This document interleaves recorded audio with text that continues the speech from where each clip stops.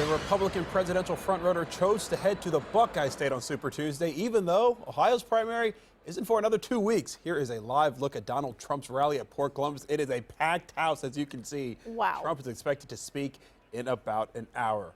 Good morning, and thanks for joining us for NBC4 Midday. I'm Matt Barnes. I'm Katie Farrell. Look at those crowds. The buzz around Trump has reached its height this morning. We do have team coverage this midday. NBC4's Katie Love spoke to Trump supporters who've been lining up for hours to see him. And Harrison Hove has the latest on the lack of support from the Ohio Republican Party for Trump. But first, let's send it over to Mike Jackson. He is inside of the hangar right now. And Mike, tell us about the atmosphere there. Good morning, Katie and Matt. This will be Donald Trump's second campaign stop in Ohio. Of course, he's bringing his message to the voters here in central Ohio. Now, not only is this a delegate-rich state of Ohio, but it's also the backyard of one of his opponents, Ohio Governor John Kasich. I would say the crowd here continues to swell. About 1,000 people here so far, but of course they continue to stream through security, so we're expecting it to grow.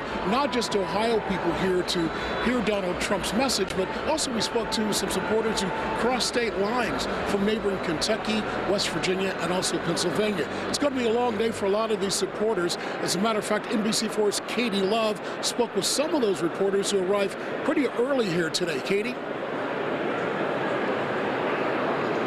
Good morning, Mike. We're actually inside the crowd where it is intense. I've got to tell you, these supporters are dedicated and enthusiastic to see Donald Trump, the man they believe should be the next president here. Check out the line that was wrapping around the building earlier this morning. The first group of people here around 4 a.m. when I asked, why are you here so early? The first woman in line said she wanted to make sure that she was up close on that stage, ready to take a picture of Trump. Now, I also asked some of the supporters why Trump had their vote. Many said they feel like he's a real person, speaking his mind, no matter how controversial. There's also really an element of celebrity here as well, with many of these people not just supporters, but fans.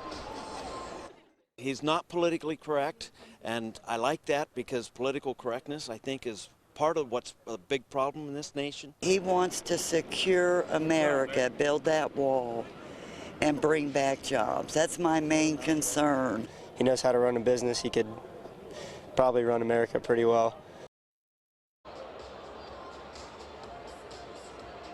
And just minutes ago, we heard this crowd chanting, "Build that wall," as they were saying, "Go Donald Trump." And we also have NBC4's Harrison Hove live. He has the GOP's response.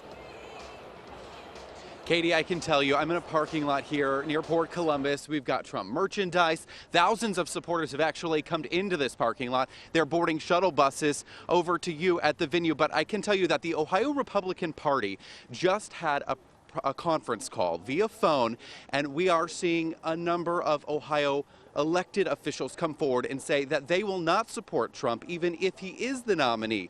Of course, State Auditor Dave Yost is one of those individuals. He told me on this call that not only will he not campaign for Donald Trump if he is the Republican nominee, he will not even vote for him. Clarence Mingo, another elected official, who says that having Trump as a nominee is offensive to him on many counts. As someone who works with a disability, as someone who did serve and is a veteran, Trump's previous comments on John McCain, the senator, of course, from Arizona, were highly offensive to Mr. Mingo as well.